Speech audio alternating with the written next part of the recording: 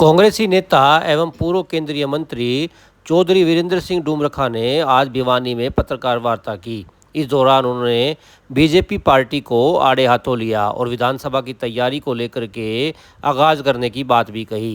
उन्होंने कहा कि विधानसभा की तैयारी को लेकर के कांग्रेस पार्टी पूर्ण रूप से तैयार है और जिसके लिए कांग्रेस संगठन रूप से पार्टी को मजबूती देने की वजह लगी हुई है। चौधरी वीरेंद्र सिंह डूमरखा ने कहा कि बीजेपी को आज 70% मतदाता मना कर चुके हैं और 90 की 90 विधानसभा पर कांग्रेस पार्टी सर्वे करा रही है ताकि अच्छे उम्मीदवार और स्ट्रॉन्ग उम्मीदवार ढूंढे जा सकें। उन्होंने कहा कि सर्वे के आधार पर अच्छे लोगों को आगे लाया जाएगा और वे खुद भी इसके लिए वकालत करेंगे। भिवानी से दीपक मुटरेजा की रिपोर्ट।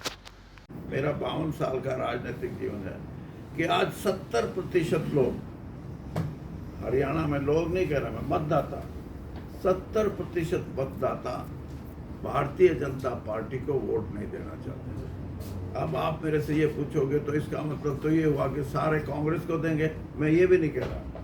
कांग्रेस कितना उनको ले सकती है अपने, वो कांग्रेस के प्रयास और कांग्रेस के लोगों से जुड़ने की प्रक्रिया में अगर कांग्रेस कार्यकर्ता अग्रणी होकर करेगा तो ही 70% की बात कांग्रेस की तरफ आ सकती है। वरना ये सही है कि कांग्रेस बड़े बहुमत से हरियाणा में चुनाव जीतेगी और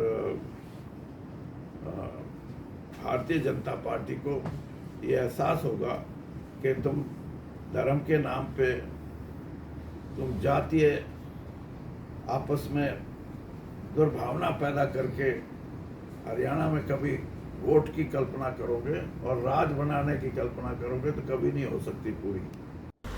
किरण चौधरी के कांग्रेस छोड़ करके बीजेपी में जाने की बात पर बोलते हुए उन्होंने कहा कि बीजेपी का सिस्टम है कि अपने फ़ायदे के लिए इस्तेमाल करना और फिर फ़ायदा निकल जाता है तो बीजेपी व्यक्ति की कोई कदर नहीं करती। उन्होंने कहा कि किरण के साथ भी मेरे जैसा ही हाल होगा। चौधरी वीरेंद्र सिंह ने खुले शब्दों में बोलते हुए कहा कि बीजेपी में किसी को बोलने की इजाज़त नहीं है और ना ही नेताओं की कोई कदर करता है।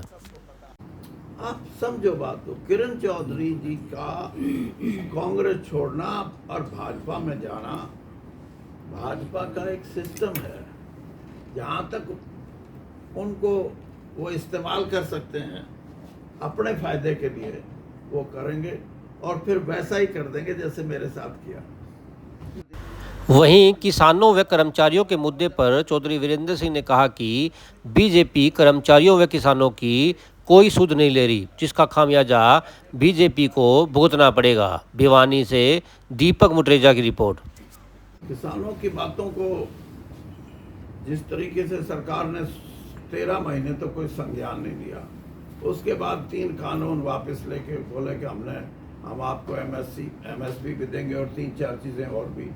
मेरा सही विचार ये है कि किसानों से अगर संतुष्टि से बात नहीं करोगे तो किसान आज के दिन एक बहुत बड़ी ताकत है। इस देश का 52% संख्या किसान या खेती से जुड़ी हुई है और इसमें आप कमेरे वर्ग को और जोड़ दो तो 70% से ऊपर है। तो कोई समय ऐसा आ सकता है जब ये सारे के सारे इकट्ठा होकर कहेंगे कि इस प्रजातंत्र की हमारे को जरूरत नहीं, जिस प्रजातंत्र में हमारे आर्थिक उन्नति, जिसको